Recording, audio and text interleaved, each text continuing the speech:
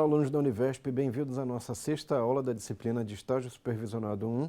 Eu sou o professor Aníbal Tavares de Azevedo e a gente vai dar continuidade, então, nessa terceira semana do curso sobre uma questão importante, que é o desenvolvimento de competências. E eu vou ensinar para vocês uma competência que é muito importante, que a gente vai ver aqui, que é uma surpresa para vocês, tá? Basicamente, essa competência, pessoal, vai ser importante para a gente testar novas ideias, tá? Vocês vão ver aqui, então, que essa perspectiva do mercado de trabalho de aquisição de competências, essa habilidade que eu vou passar para vocês hoje, vai ser particularmente interessante, tá? Então, o que a gente tinha falado lá na aula anterior?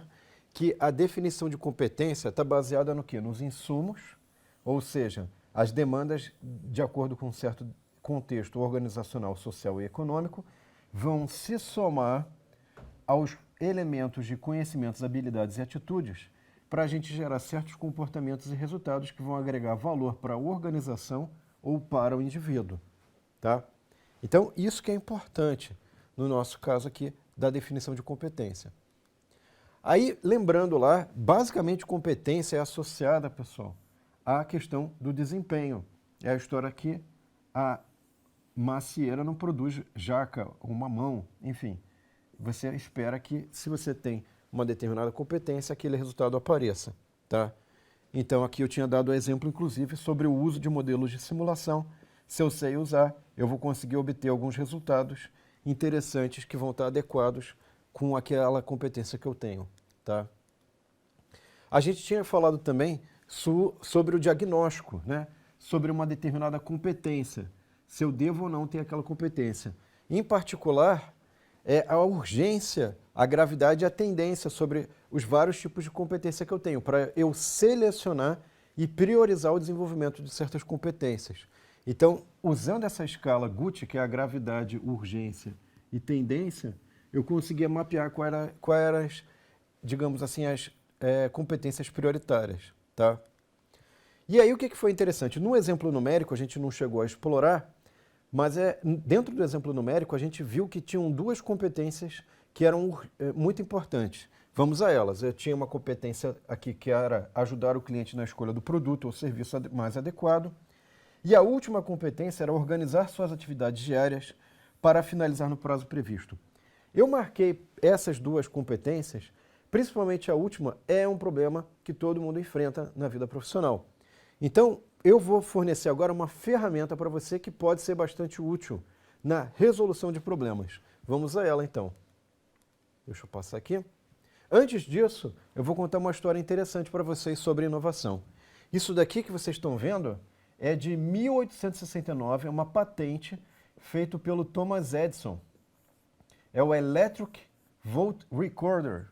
Ou seja, isso aqui era um negócio para gravar o voto.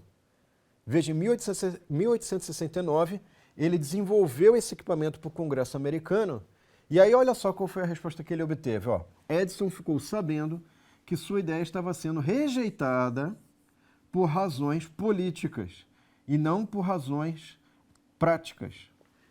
A justificativa é que era muito rápido de votar. E, na verdade, o pessoal queria ficar conversando, discutindo, enfim, não era bom. Aí, a partir desse momento, Edison decidiu adotar a seguinte política em relação às suas invenções. Primeiro, tenha certeza que a invenção é desejada ou necessária. E depois, então, vá em frente. Veja que aqui, no caso, como ele tratava de uma invenção de cunho prático, de empresarial, ele tinha que ter justamente esse objetivo, tá? Porque senão ele ia ficar desenvolvendo um monte de coisas que depois, eventualmente, ninguém ia comprar. Então, o que aconteceu? Eu vou fazer uso agora, então, vou mostrar para vocês como é que vocês podem utilizar um método que foi desenvolvido pela Google, que atende a esse princípio que o Thomas Edison, infelizmente, teve uma péssima experiência, mas acabou aprendendo na prática. Isso daqui é o Sprint. Tá? O que é o método Sprint? É o método da Google para testar novas ideias apenas em 5 dias. Tá? Então, ele, em princípio, é para a criação de algo do zero até, enfim, algo muito próximo do que seria o produto verdadeiro. Não se trata de mágica, trata-se de uma metodologia que não dispensa os especialistas. Você vai precisar de pessoas que têm conhecimento, que têm uma bagagem. você só vai ajudar a organizar isso para que em 5 dias você consiga fazer uma verificação com o cliente, com o teste, e não fazer um desenvolvimento que leva um ano inteiro e chegar e falar assim, olha, o cliente não gostou. A empresa vai à falência, né? Então, para evitar esse tipo de problema, que para a empresa pode ser mortal, você vai ter esse desenvolvimento do Google aqui que vão ser em 5 dias da semana, tá? De segunda a sexta-feira, integralmente. Então, como é que funciona a metodologia? Ela funciona em situações em que você tem um grande desafio, que tem altos riscos, tempo insuficiente e você está estagnado no processo de o que você faz, como é que você resolve.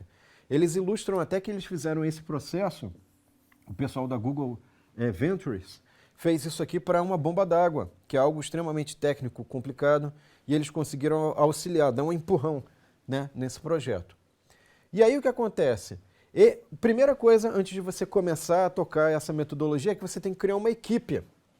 E o que tem que ter nessa equipe? Tem que ter o definidor, que é o CEO do projeto, é o cara que vai falar, ó, é assim. Ah, mas não, é assim que vai fazer, ponto. Por quê? Porque o cara tem a experiência, é ele que está coordenando, ele que vai tocar dali para frente depois que terminar esses 5 dias, tá? Você vai ter alguém que entende de finanças da empresa, fluxo financeiro, né, questões financeiras, alguém que entende de marketing, que cria as questões de mensagem da empresa, o consumidor, alguém que se comunica com os clientes, entende os clientes, alguém ligado à área de tecnologia e logística, ou seja, os processos de produção e, enfim, os processos ali de facilitação de criação e produção do produto, alguém do design de produtos e, finalmente, alguém que é o facilitador, que vai controlar o tempo do sprint, vai arrumar comida, vai coordenar algumas outras tarefas, tá? E ele vai ser uma pessoa neutra, que vai tentar falar, olha, já deu tempo, vai controlar o tempo, enfim, vai fazer tudo isso daí, tá? E aí o que acontece? O que você vai precisar? Tempo e espaço. Então, no tempo, você vai precisar de 5 dias inteiros, de segunda a quinta, das 10 às 17 horas, sexta, das 9 às 17, e sempre, todos os dias, um almoço de 1 hora. O que não pode na sala onde vai ter o sprint? Proibido, celular, tablet, notebook. Só pode usar no intervalo ou fora da sala, tá? O que mais que você vai precisar? De um quadro branco ou então um flip chart. E esse reloginho aqui que mostra quanto tempo que está faltando para acabar o seu tempo, tá? Ele faz questão de frisar que esse reloginho ajuda muito.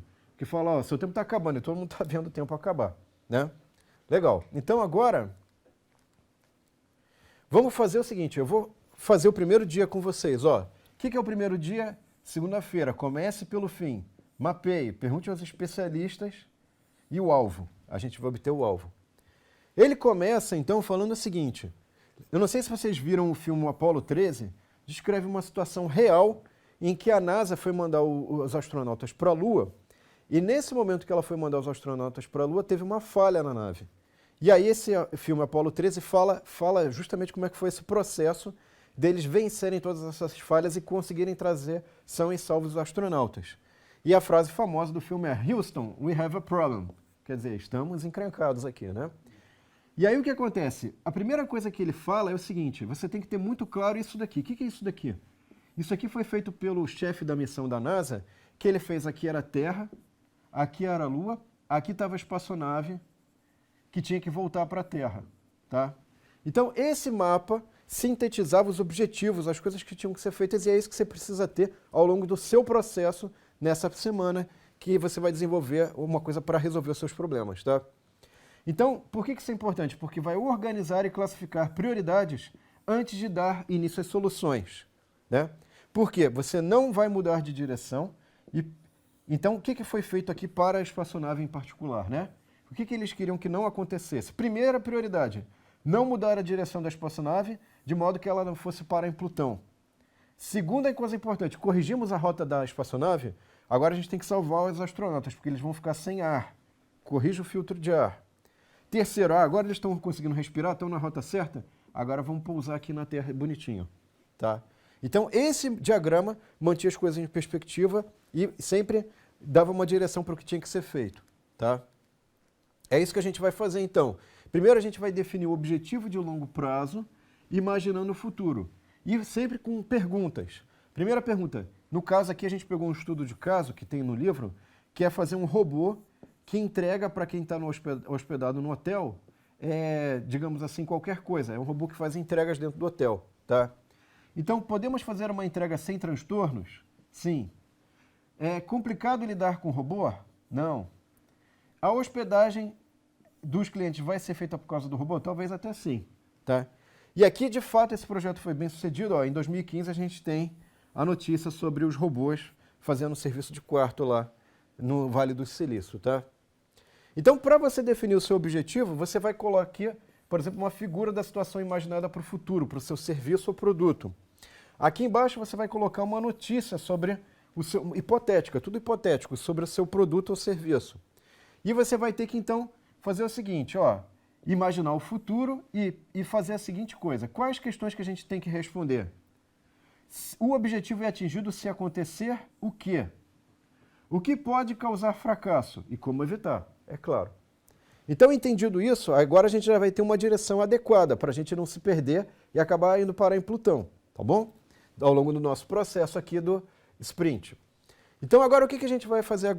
A gente vai traçar um mapa. Esse primeiro mapa é importante, em que a gente vai ter aqui, basicamente, o hóspede, a recepção, o robô. A gente tem uma narrativa das ações que a gente quer que o robô faça. Alguém liga para a recepção. Quem? O hóspede. A recepção vai colocar um item dentro do robô, que vai para o saguão. Ó. O robô vai para o saguão, vai para o elevador, vai para o corredor. Eventualmente, o espectador pode ter um encontro surpresa com o robô, e o robô pode se comunicar. E depois aí, o robô vai fazer a entrega. Depois que ele sai do corredor, ele faz a entrega para o hóspede. Tá? Então, esse diagrama já sistematizou, deu uma visão de o que a gente quer que aconteça, o que a gente quer que funcione. Tá bom? Então, que elementos que existem nesse mapa? Você tem os atores, aqui estão os atores. Aqui você tem o fim do processo. Aqui você tem o que está acontecendo ao longo desse processo, as funções. Aqui você tem, no máximo, de 5 a 15 passos. Não pode ser algo extremamente complexo, tem que ser uma visão geral simples.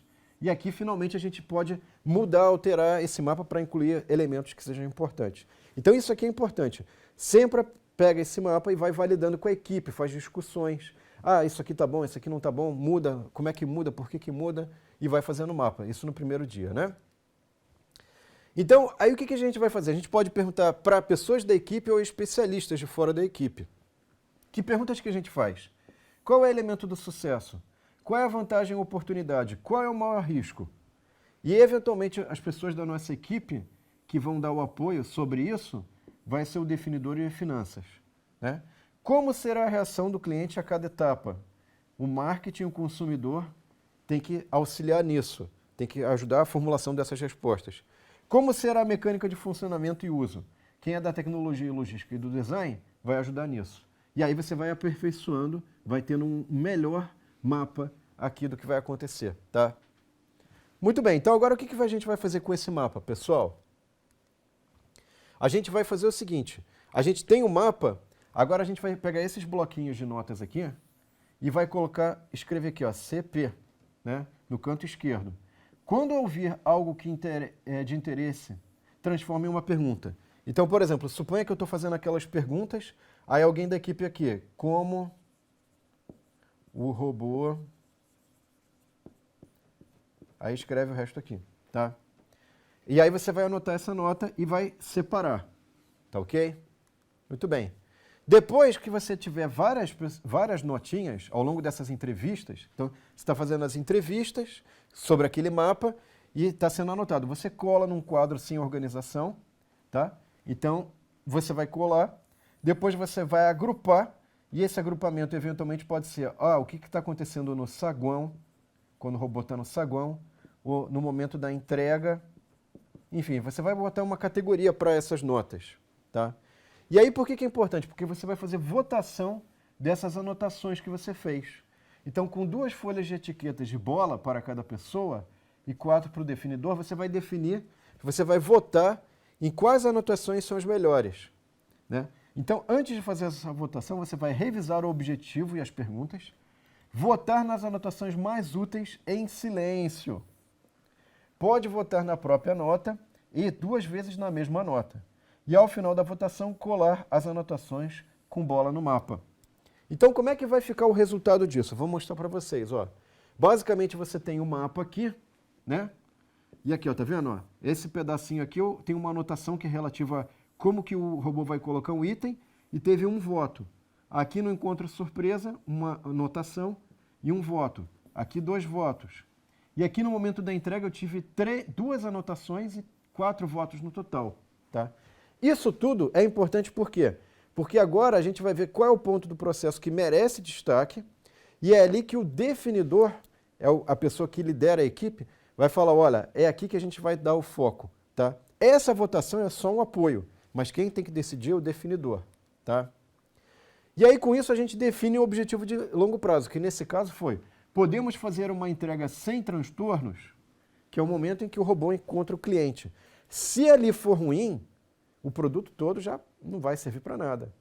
Então, esse é o ponto crucial aqui desse estudo de caso. Tá? No segundo dia, o que a gente vai fazer? A gente vai fazer ajustes e aperfeiçoamentos, esboços. Tá? Essa é a parte artística da coisa interessante. Vamos ver o que vai ser. Antes disso, vamos falar sobre uma história, sobre café. Se você tomar café, você vai lembrar dessa história quando eu terminar o vídeo. O que acontece é o seguinte, antes de você chegar nesse maravilhoso filtro de papel, os filtros que tinham eram muito ruins. Então você bebia café com pó, tá? Ou então era difícil de limpar os filtros e tal. Aí o que a Melita Bentz fez? Ela descobriu que o papel mata borrão. Então antigamente você usava caneta tinteiro. Quando você escrevia aqui, ó, escrevia, aí passava a mão em cima, melava a mão. Para evitar isso, você usava um mata-borrão, tirava o excesso de tinta. Esse papel que ia no mata-borrão, viu que tirou o excedente de tinta e era bom para o café. Então, a gente descobriu, a caneta tinteiro acabou, mas o papel mata-borrão agora existe ainda na forma de filtro de café. Claro que diferente um pouquinho, mas é muito próximo disso. E aí o que é interessante, ela combinou ideias existentes para criar uma nova. Tá? Então, o que a gente vai fazer agora? Nesse processo de criação do segundo dia, você vai fazer o que a gente chama de demonstrações relâmpago, de 3 minutos, de soluções. Pode ser de outros produtos, de áreas diferentes, ou coisas dentro da própria empresa. O importante é que você vai usar como matéria-prima, a gente não vai copiar, mas vai pegar coisas de ambientes diferentes e tentar adaptar.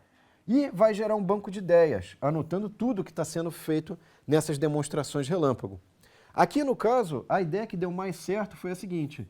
Eles viram vários vídeos, vários personagens, e descobriram que um personagem do meu amigo Totoro tinha um olhar muito interessante que eles adaptaram para o robô, porque esse personagem não falava nada.